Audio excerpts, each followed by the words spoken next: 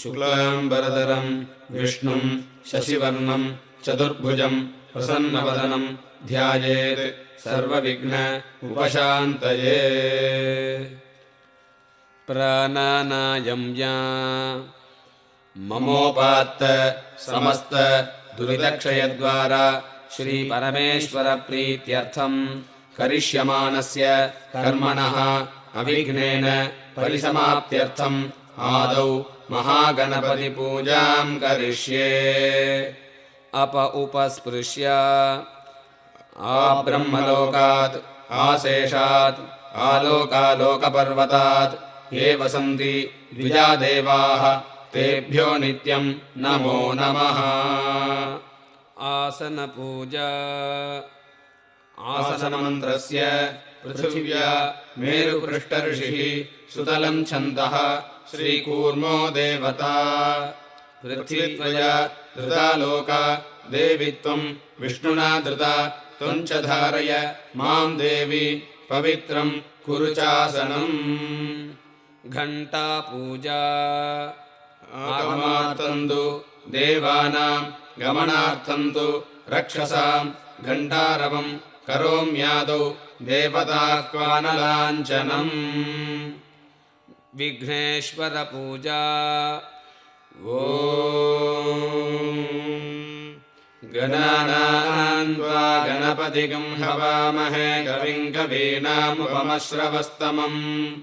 ज्येष्ठराजं ब्रह्मणां ब्रह्मणस्पत नः शृण्वन्नोतिभिः श्रीदसादनम्।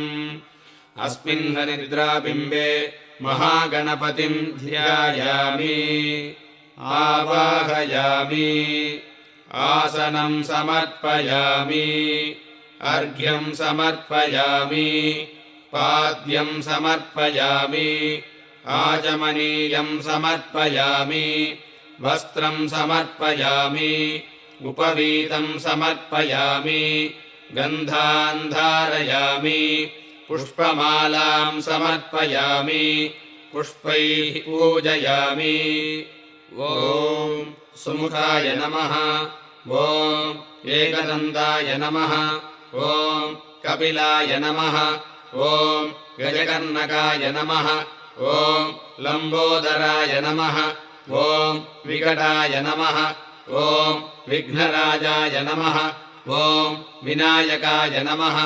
ॐ धूमकेतवे नमः। ॐ गणाध्यक्षाय नमः। ॐ फालचन्द्राय नमः। ॐ गजाननाय नमः। ॐ वक्रतुण्डाय नमः। ॐ शूर्पकर्णाय नमः। ॐ हेरम्बाय नमः। ॐ स्कन्धपूर्वजाय नमः। हरिद्रामहागणपतये नमः। नानाविध परिमल पत्रपुष्पाणि समर्पयामि। महागणपतये नमः। धूपमाग्रापयामि दीपं दर्शयामि कदलीफलं निवेदयामि ताम्बूलं समर्पयामि कर्पूरनीराजनं दर्शयामि समस्त राजो